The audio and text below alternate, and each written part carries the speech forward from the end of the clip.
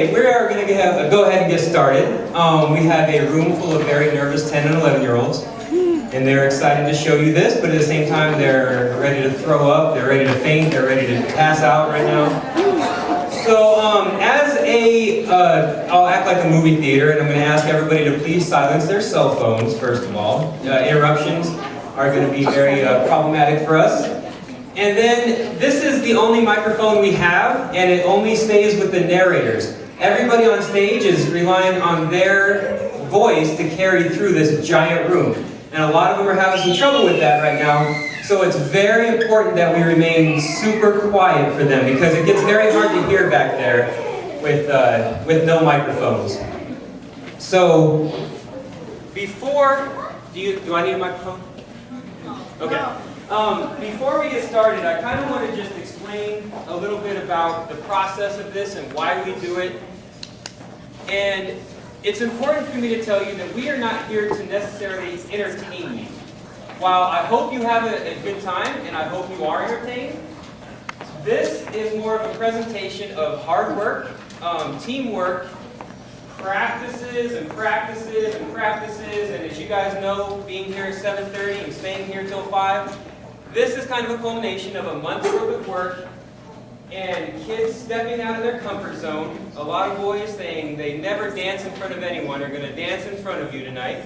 A lot of people who have never spoken in front of an audience, let alone adults and their parents and their family, are going to do that tonight.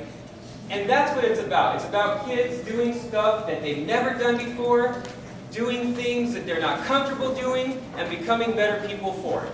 So thank you all for all your support, and as a side note, with support, we have 27 days right now of perfect attendance in our class.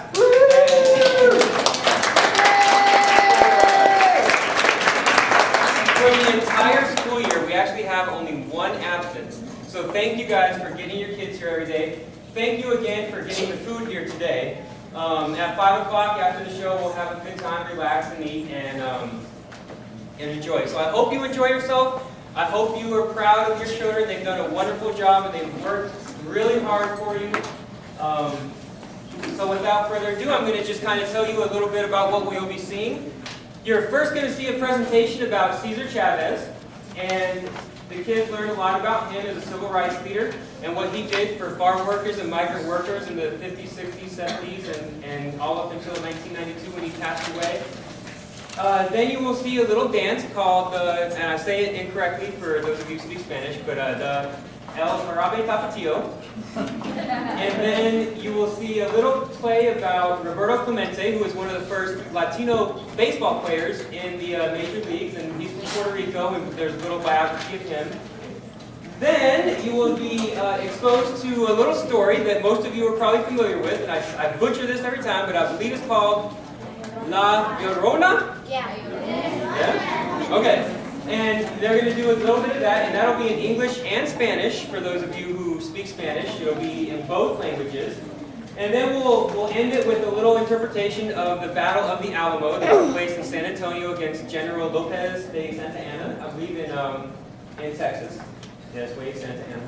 All right. And then after that, we will maybe do one more dance for anybody who also knows the Jarabe Tapatio. If you want to join the kids up for one more performance, you may. And then after that, we will eat. So I'm going to turn it over to the kids. And please feel free to take pictures. But again, please try to remain super quiet, especially for the people in the back, because it's very hard to hear 10-year-old and 11-year-old diaphragms project their voice way out there. So thank you for coming, and here we go.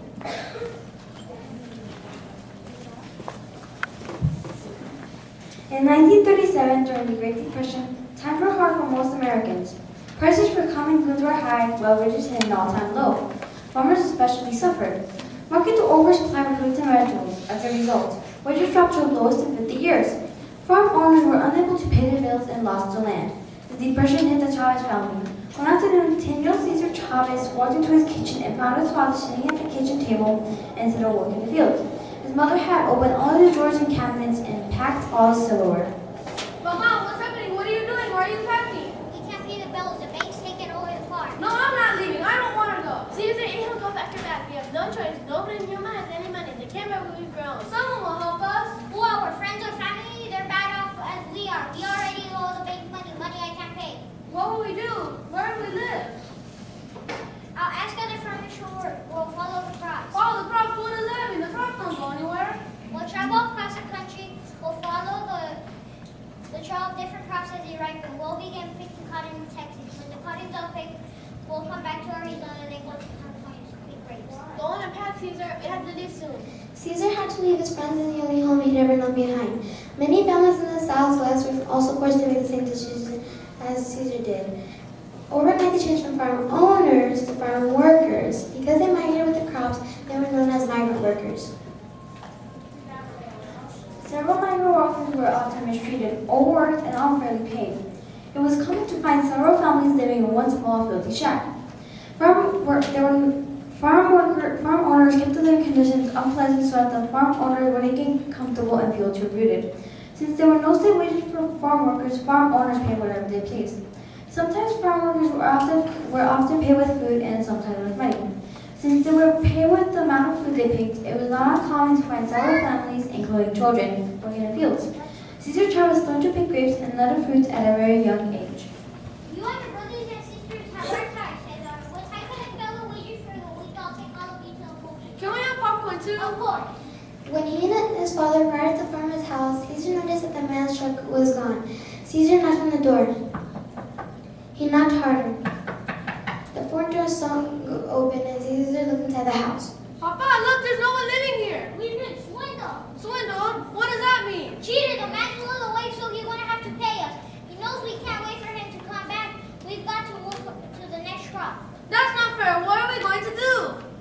Nothing. There's no law against it. We're migrant workers. Migrant workers have no protection. What do we do now? We move on and hope the next farmer will treat us fair.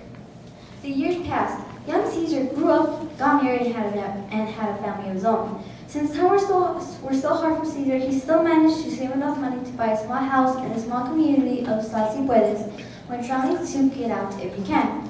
The migrant workers' situation hadn't changed very much until a man named Fred Ross knocked on Caesar Chavez's front door. Are you Cesar Chavez? Yes, how can I help you? My name is Fred Ross. I'm an organizer for the Community Services Organization. We are a private agency helping farm workers. Migrant workers have been treated unfairly for years. You don't have to convince me of that. We need your help. Can you arrange a meeting and invite every farm worker in the area? It's time to put bad working conditions to an end. Caesar thought over what Fred Ross said. He thought of his father losing the job and himself for nothing for these acts. He also thought of all the schools he had to move to because the crops were in. Okay, I'll do it.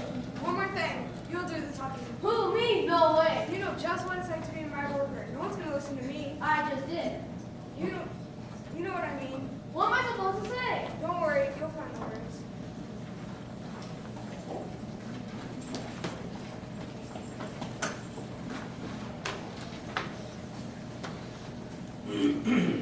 Amigos y amigas, buenas tardes. My name is Cesar Chavez. Like many of you, I'm a migrant worker. For too many years, we have witnessed too many injusticias against us and our families. It's time for things to change. The years passed. Caesar Chavez immediately created a stir among the people at his home. The migrant workers knew that unlike other labor workers, it would be really hard for them to organize a union and force the farmers to pay attention to them. I don't think the farmers would be too happy that found out we were meeting here today. He's right. I think we should leave. I have a family to support and I can't afford to cause them trouble. It's not trouble working for, it's justice. Several migrant workers stood up and headed for the door. Caesar nervously looked over to Fred Ross, then he got an idea. Hey, you there by the door, how old are you? Me, 45. Why? What if I said you only have 4 more years to live? Yeah, what? You're crazy.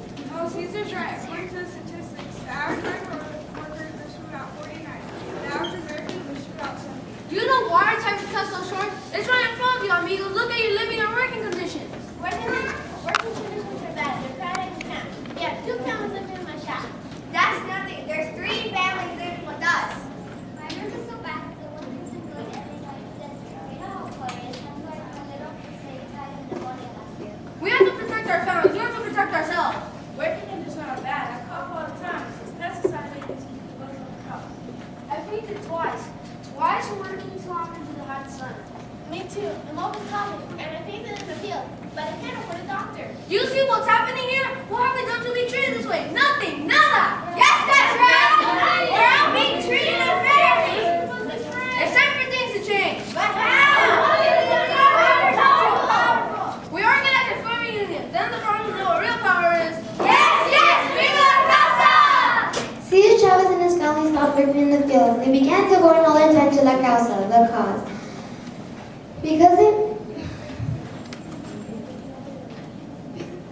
Many farm workers and generous people in the community band together to help support the Chavezes. With the help of many people, Cesar Chavez was successful in organizing a union for farm workers, which came to be known as the National Farm Workers Association. He and the workers petitioned, participated in rallies, marched, organized, and held peaceful rallies. Cesar Chavez was popular among the migrant workers, but the farmers hated him. It wasn't until the famous Great Boycott, which began in 1966, that Cesar Chavez gained international attention.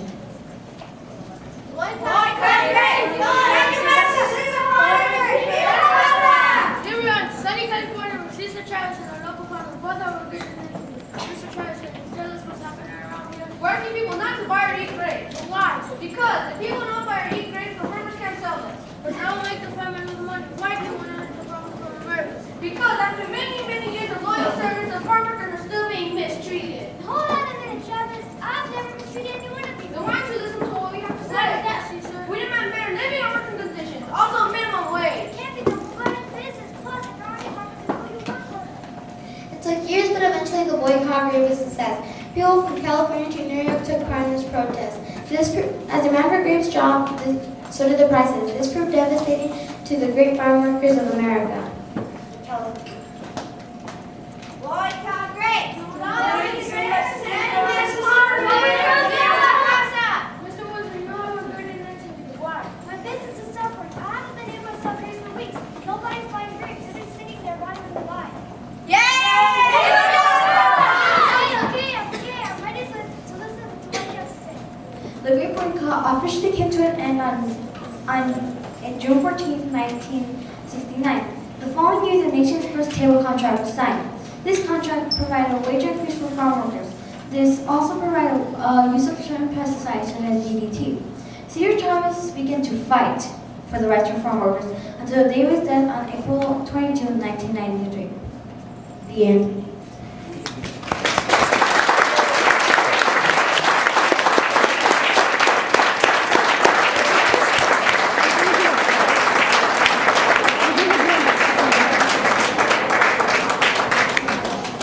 So I don't know if you noticed, but in the midst of studying for math and reading and doing all the other things I have them do, they didn't look at their paper one time, and that was a lot of work to do, to memorize like a whole packet full of script in about a month's time. So excellent job to the narrators and Cesar Chavez and everyone else.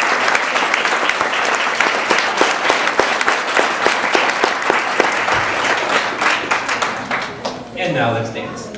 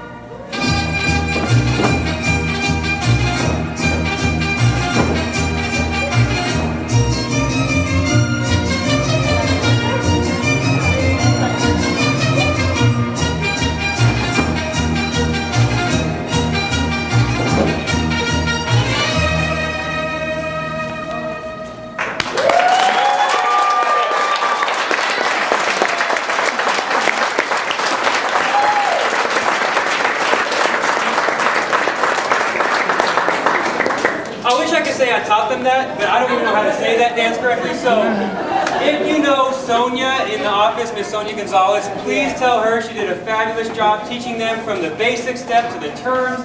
I mean, you should have seen a couple weeks ago when we had people turning this way and that way, and it was a great time, but we had a wonderful time, and Mr. Hernandez helped out, our new PE teacher.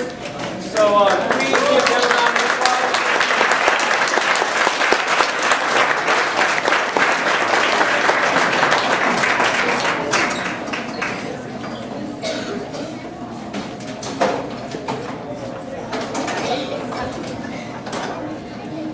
Okay, and now we have a presentation on the life of Roberto Clemente. Enjoy. It is 1945 when he attended Puerto Rico called Carolina. Most of the men in Carolina worked in the sugarcane fields. And Roberto Clemente, 11, Hispanic catches his friends right from behind him. Their bowl is old and worn from use, and their gloves are made from old style. Second, this was Roberto, so he's going all the way to the sugarcane field to kiss the little papi while you're in the field. How do you get to see Papi in the field? Pass it on, and then he's exercising. Darn, that was my first throw. Fantastico! Duh! Every behind ball turned off the ball hits a tree right between them. A perfect bullseye. You're out of the plate, amigos. Just then, Roberto's mother, Luisa, comes outside carrying a lunch bag. Roberto, quit knocking your friends down. They're good boys now. Run to the fields and give your father his lunch. Smells good, mommy. It's chicken salad and buffalo spaghetti. It's his lunch for Hardy's at work. No leaving the woods. Roberto drops his glove, picks up the lunch bag, and runs off to the cane field. On the road to the fields, Roberto sees a beautiful sight, a bicycle shop. The brakes are usable in fine shape, and the people he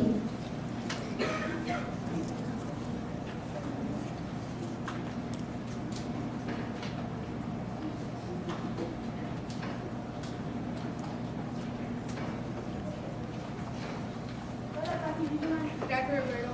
Papi, you never believe what I told you over here. Could it be a bike? How'd you know? I walked the same road this morning and saw the bike too. So? So what? Maddie? Yes. No. How do I get it? Ernie. Roberto soon gets a job looking at a heavy milk can from a neighbor's farm to the local store from a mile away. At 6 in the morning, he checks the heavy milk can. It takes him 3 years to buy the bike, but he does it. As Roberto grows up, his talent for baseball grows too. The world has no idea yet who this young man is, but the word has led to Puerto Rico. When Roberto's 14, Roberto married the manager of a semi-professional softball team season play. Marie summonses to his office one day. Come on in, young man. We'd like to stop by. So you saw one in my game? Yes, we do. I appreciate your time. I want to put you on my team. You can use that rock along with the outfield. Really? When I see you slapping homers with the back player of the free press, snagging fly balls with the glove and the old college inside, I say to myself, this Clemente will go far. Look, that's bound to end up. I know it's hard. Roberto runs home to tell his parents exciting news. Mommy, Papi, it's the news that Marina showed me to have his team. Look, you know what? You know baseball club. Yes, great honor. We're just surprised that you never won any times. Rico doesn't want that. Roberto pounds his fist into his new glove. It is 1954 and Roberto Clemente is on a scooter playing America. It is a rocky road to the big leagues though. Several teams are interested in Roberto, but the Brooklyn Dodgers with their first offer. Roberto gave his word that he will join them, and soon he is on his way to New York City. When he arrives, it is not what he expects. No need to put your uniform on, Clemente. You're not playing today. Why not, coach? Orders from the front office. We're shipping you to our minor league team in Montreal.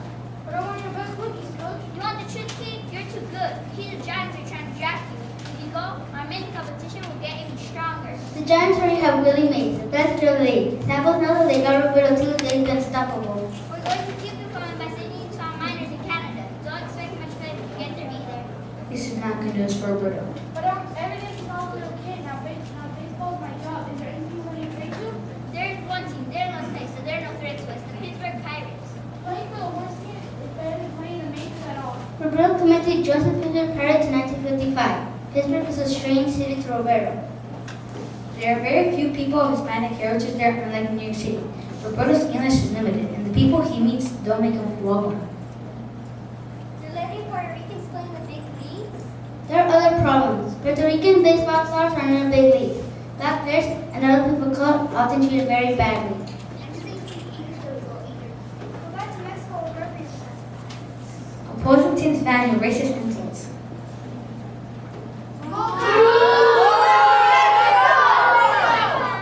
Roberto hears these insults. They sting him, but he plays on, and he plays well. Even his own manager behaves badly toward him.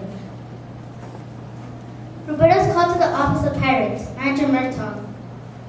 The fans like you, Clemente. You're an exciting player. I just turned calling on the rookie baseball card series. Andrew, I'm calling to the great news. Wait, Clemente, you don't mind if they change your name on the card, do you? Change my to what? Bobby Clemente. But that's not my real name. I know, but Roberto sounds too well Puerto Rican. We're in America, no? Hey, Bobby. For years, Roberto is known as Bobby Clemente on the baseball card series that shows amazing batting average, runs batted in, and home runs. As good as he is, though, his success is often ignored by sport reporters who seem to be uncomfortable with a player named Roberto. Here with me is picture by Bob Clemente, a fan favorite. Say hello to the fans, Bobby. Bob, 1961 has been a breakout year for you. A 351 batting average, 89 RBIs, 100 runs, and you beat out Hank Aaron for the right field Gold Glove Award. It seems like Willie Mays is the only player that matches the overall skills. Tell us how you let your career to develop from here. Well, thank you for the kind words, but I feel like I improved my skills. And I'd like the ladies and gentlemen of the press to do me a big favor. What's that, Bob? Call me Roberto. Roberto continues to have problems with Laporte, but the fans of Pittsburgh grow to love the hardworking hitter. In 1964, Roberto falls in love and marries Vera Zavala. They make their home in Puerto Rico, where Roberto spends the off-season in the winter leagues. Soon, Roberto and Vera have 3 sons. Roberto loves playing with them. He also spends free time working for good causes. Over the next few years, Roberto lives up to his baseball greatness and surpasses it. In 1966, he earns the Most Valuable Player Award title for the league. He is the first Puerto Rican to win this award. September 30th, 1932 is a very special Sunday afternoon against the New York Mets. On this day, Roberto joins one of the most elite clubs. The fans are screaming.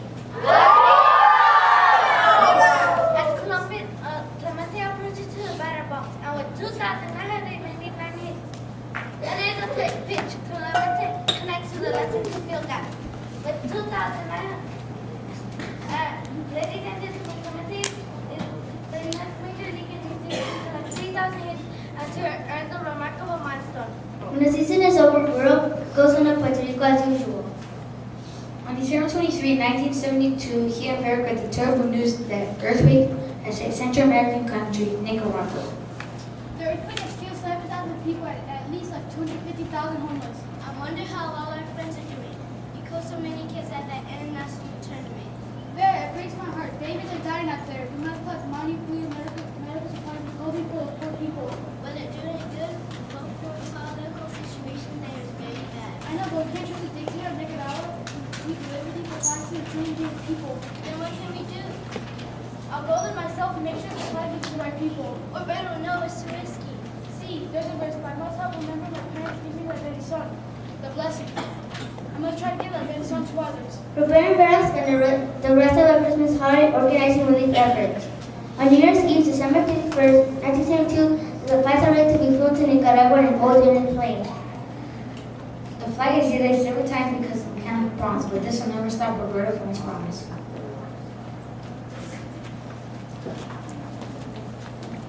I have tragic news to report tonight. A DC-7 cargo plane has crashed into the seas carrying Roberto Clemente and 4 other volunteers. They were on a relief mission to Nicaragua. There were no survivors in this terrible accident. The world mourns Roberto's death. Arriba, Roberto. You're like a hero baseball player and a hero of all mankind. Roberto Clemente was inducted into the Hall of Fame in 1973. He was the first Puerto Rican to win this award.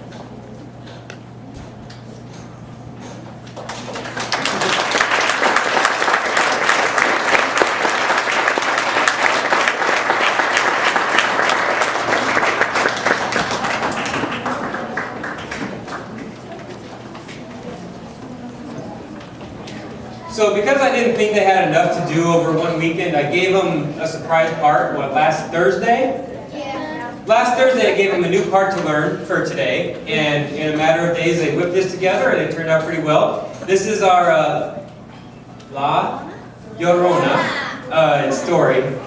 And again, it will be, just to alleviate some confusion for people, it'll go English, and then what was said in English will be said in Spanish, and then then the next part will be English, and then said in Spanish, so just in case you're confused, and that's how it will go. This is a story about the old one that have been telling the children for hundreds of years. It is a sad tale, but it is strong in the memories of the people. And there are many who swear that it is true. Esta es una historia que los viejitos han contado desde hace muchos siglos. Es una historia triste, pero se mantiene con fuerza de la gente, y hay muchos que juran que es la verdad. Long years ago, in a humble little village, there lived a fine-looking girl named Maria. Some say she was the most beautiful girl in the world, but because she was so beautiful, she thought she was better than everyone else. Hace muchos años vivía en un pueblo humilde una muchacha que se llamaba María. Dicen algunos que era la más hermosa de todo el mundo. Y como era tan linda, María se consideraba superior a la adolescente. As Maria grew older, her beauty increased, and her pride in her beauty grew too. When she was a young woman, she would even look at the men from her village. They weren't good enough for her. When I married, Maria would say, I married the most handsome man in the world. A medida que María crecía, ella aumentaba su belleza y sus actividades. Cuando yo me casaré, decía María, yo me casaré con el muchacho más guapo del mundo. And then one day into the village rode the man he was talking about, the son of a young rancher who was rich. He could ride like a Comanche. If his horse grew tame, he would let it go and go whoop a horse from the plains. He wouldn't keep it if it wasn't half wild. Y luego un día en el pueblo de María llegó un hombre que era el hijo arrogante del ranchero más allá. Montaba con un comanche. Si tenía un caballo que se avanzaba, lo regalaba y fue hallando para capturar uno que era medio ronco. He was handsome and he could play and sing guitar beautifully. Maria made up her mind this was the man for her, and she knew just the tricks to win his attention. Era guapísimo. María decidió que ese hombre tenía mañas para ganárselo. If the ranchero spoke when a man attacked her, she would turn her head away. When he came nearby her house and serenaded her, she wouldn't even come to the window. She refused all his costly gifts. The young man fell for her tricks. That hearted Maria accepts himself, acting with her heart, that's a girl all married. Si el ranchero le hablaba cuando se encontraba en el camino, María volteaba la cabeza. Cuando acudía por la tarde para tocar su guitarra y darle serenata a María, ella no iba a la ventana. Ella rechazaba todo regalo costoso que el ranchero le enviaba. El ranchero se enredó. Él sangría a María y dijo, yo conquistaré su corazón, juro que me casaré con ella. And so everything turned out just as Maria planned. She and the ranchero became engaged and soon got married. At first, things were fine. They had 2 children together and they were a happy family.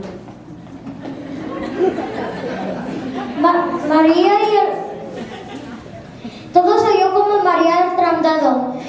Dentro de poco María y el ranchero se comprometieron y luego se casaron.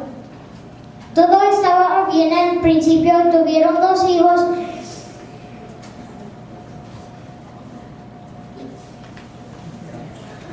Y se miraban una familia feliz.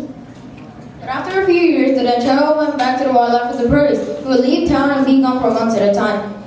He would come home only to visit his children. He seemed to care nothing of the beautiful Maria. He was also of thinking marrying another woman of his own, wealthy class.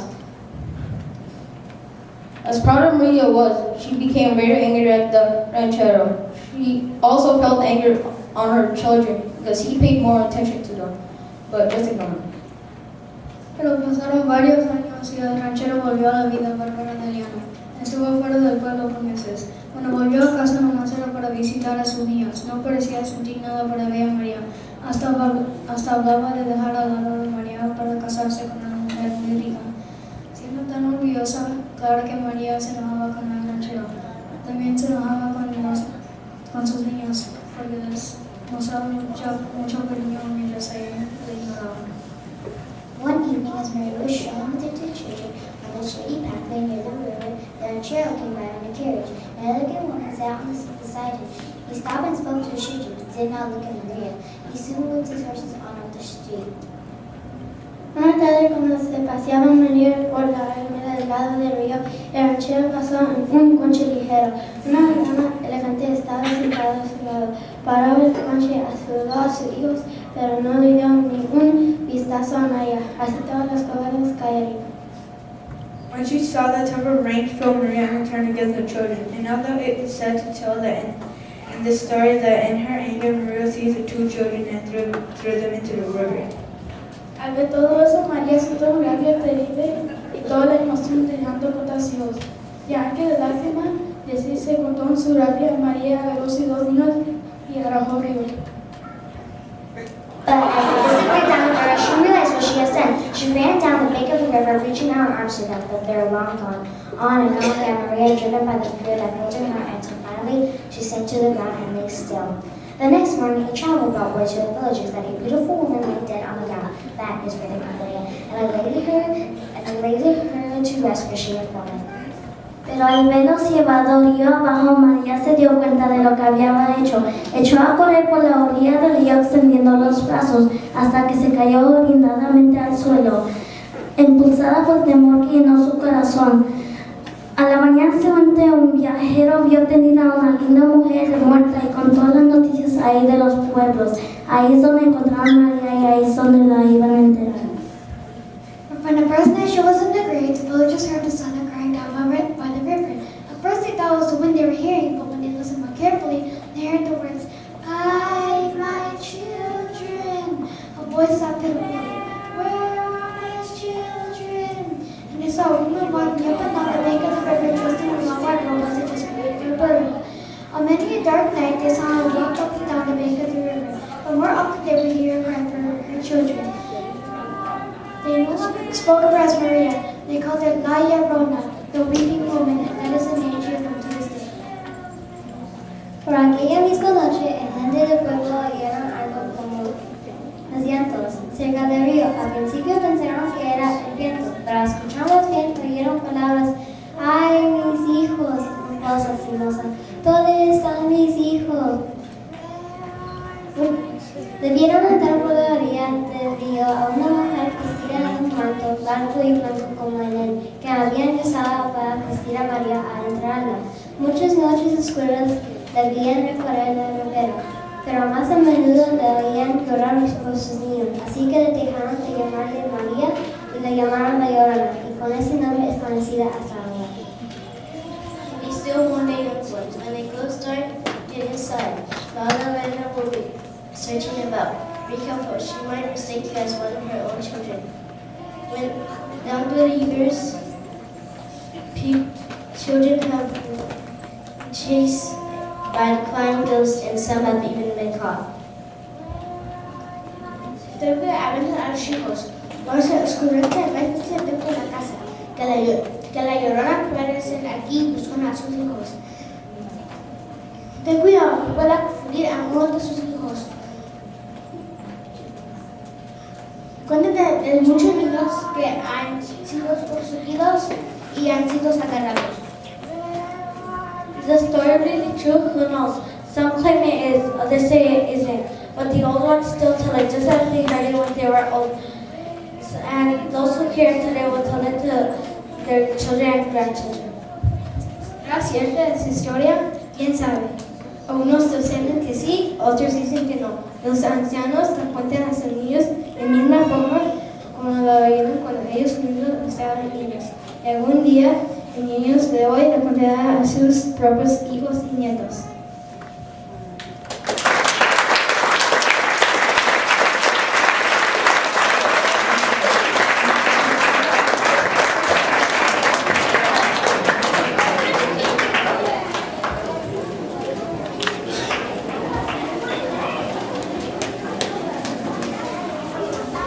So I hear there's different versions of that story. This is one that we found that was in English and Spanish. But who knows the story of La Llorona?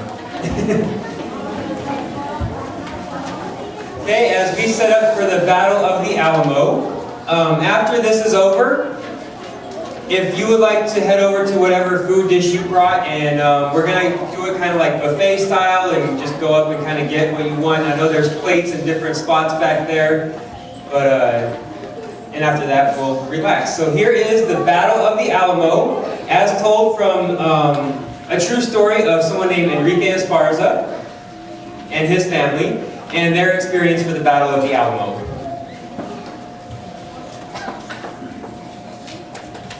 Welcome to San Antonio, Texas. It is February 1836 and Texas is part of Mexico. The story about to hear is a true story of the Esparza family.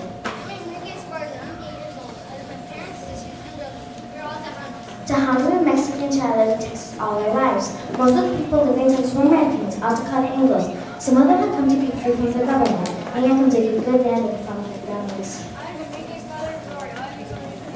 He's the only man that can handle the cannon at the end. Hola, I am Anita Esparza. I've heard my mother and father talking a lot about someone named Santa Ana. General Antonio Lopez de Santa Anna was the president of Mexico. Many people in Texas did not like him. He raised taxes and passed unfair laws. The Mexican army had come to San Antonio a few months ago, but the Texas soldiers had driven away. Now the Mexican army was on its way back, Santa Anna was coming too, and he was angry with the Texans. Everyone knew the fight against Santa Ana would happen at the Alamo. Anita, you looks like the children in San Antonio would be very dangerous here. Our good friend Johnson has promised us life and make us someplace safe. Sadly, the family's plans had to change. Mother, Mrs. Liz is here. Thank you for making a long decision. Where's your husband? He's not here. I'm sorry. Tell Gregorio that Santa Ana has already arrived. And Enrique ran to tell his sisters and brothers the news. The battle for Texas would soon begin. That day, Gregorio returned home. Oh, Gregorio, Santa Ana's already here. Where's the wagon? Here's no wagon. This says it's too late, and I'll warn before they will leave again. Alabama, it will be very dangerous. I wish I could hide, but no one can do it. Moving to the Alamo took all day, and Enrique's family went to Tante to mine corn, egg cooking utensils, and some blankets for sleeping. They could hear the steady pounding of Santa Ana's drums in the distance. Soldiers from the Texas Army are ready to watch at the Alamo. Other women and children wait inside too. Enrique's family was the last to arrive. The Alamo was filled with about 200 people, and Enrique saw many people he knew from town. He met Colonel Travis. Hello, Enrique. I'm Colonel Travis. I'm in charge of the soldiers. You and your family will stay in temple where you'll be safe. Look, do you see that flag? Santa Ana soldiers hung a blood red flag on the bells here at San Bernardo Cathedral. Everyone in the Alamo could see it in the distance.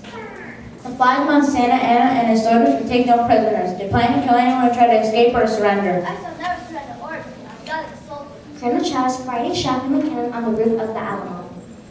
Boom! There will be no surrender. We won't take him more than life itself. I wish your father was not a soldier. I don't want him to die. That night, Enrique huddled with his family in the corner of the chapel. Darkness filled the floor. Enrique couldn't see anything big, but he could hear the guns and the cannons. The fighting continued every day and every night. The Mexican army fired its cannon to the Alamo every 15 minutes. Many nights, Enrique's father slept by his cannon. The rest of his family slept hidden in the hay next to their mother in the chapel.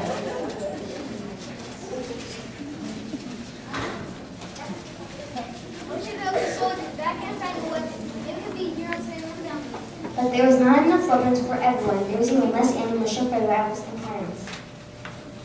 During the day, the soldiers and their families had many things to do. People took short naps and tried to last whenever the battle slowed down. Sometimes David Crockett, a famous adventurer from Tennessee, played his fiddle.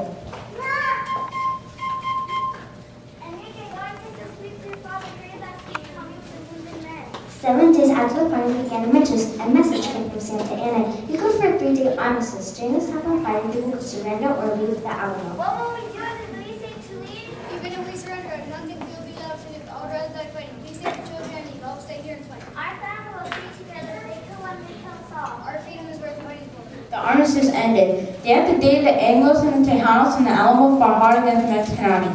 Supplies were running low. The Texas soldiers were almost out of ammunition. Everyone was hungry and thirsty. Some men were so tired they fell asleep while guarding the fort. After 12 long days and nights, the attack stopped. Mother, it's so quiet. Maybe the fighting is done. Suddenly, a terrible news exploded into the darkness.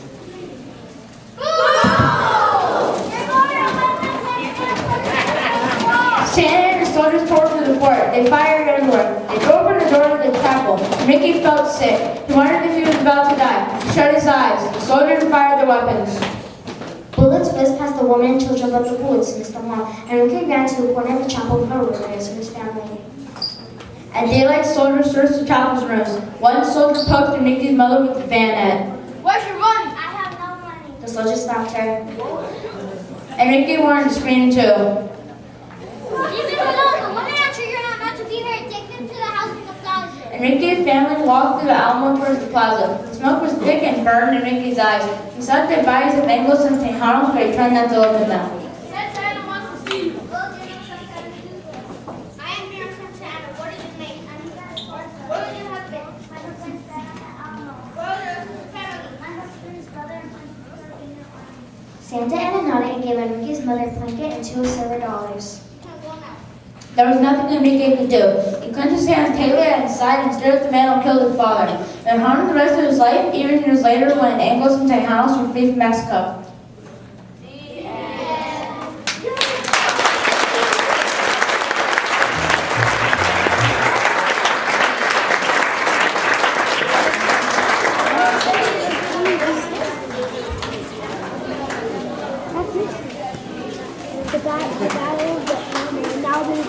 Okay, go ahead and leave the paper there. It's okay. We'll clean up later. Would anyone like to see the dance again? We practiced this so many times, I feel like we got to do it more than one time. All right. Go line up, guys. If anybody knows another version and wants to dance up here, feel free.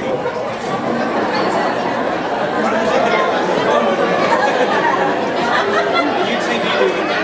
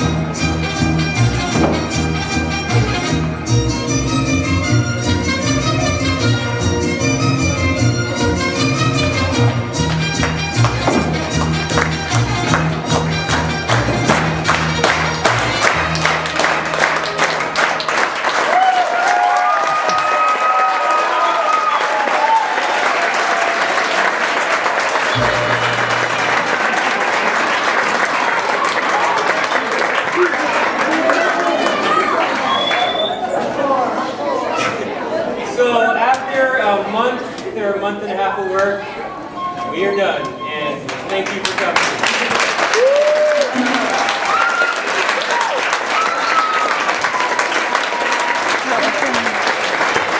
So now, if you do have some food back there, if you want to go behind where you have and kind of serve it how you like, and then just feel free to sit anywhere, mingle, talk, chat, talk to anybody. Huh? Yes, please, ladies first.